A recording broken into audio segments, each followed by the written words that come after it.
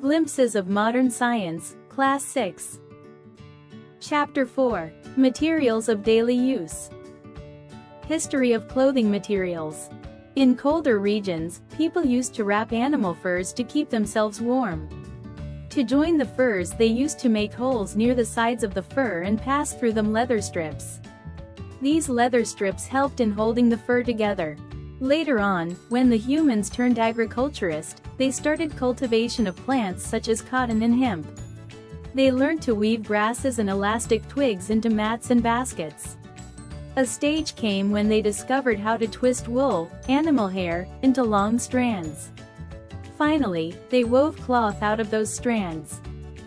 Until the sewing needle was invented around 40,000 BC, man used to wrap the clothes around the different parts of body, instead of shaping it by cutting and stitching. Stitched clothes began to be used in India around 14th century.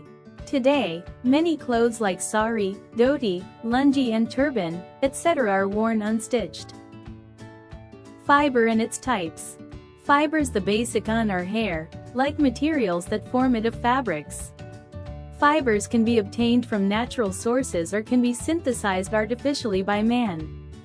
Fibers are spun into thicker threads which are then made into cloth.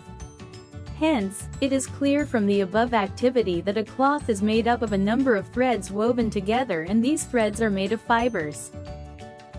Natural fibers. The fibers that are obtained from natural source are called natural fibers. Natural fibers are obtained from certain plants and animals. Cotton, jute, core and silk cotton etc. are examples of fibers that are obtained from plants, while wool and silk are the examples of fibers whose sources are animals. Synthetic fibers.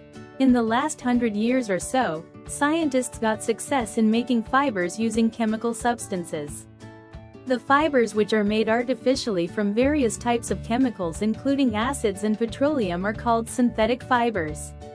Today, most widely used synthetic fibers are nylon, polyester, and acrylic.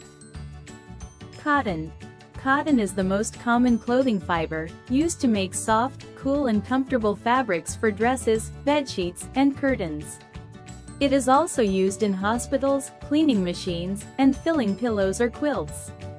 Cotton grows well in warm climates with black soil, about 20 degrees Celsius temperature and 80 to 120 centimeters rainfall. Main producers are India, USA, China, and others. The fruits, called cotton bolls, burst to show fluffy fibers. Seeds are removed from fibers by a process called ginning, done by hand or machines.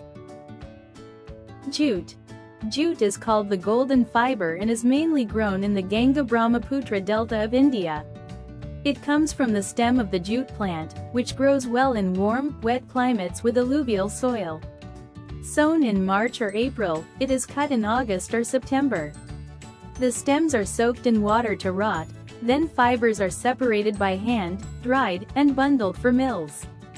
Jute is tall, 8 to 10 feet, bears yellow flowers, and is the second most important fiber after cotton. Making fabric from fiber. Cotton and wool fibers are spun into yarn by twisting them. This process is called spinning. It is done with simple tools like takli or charka.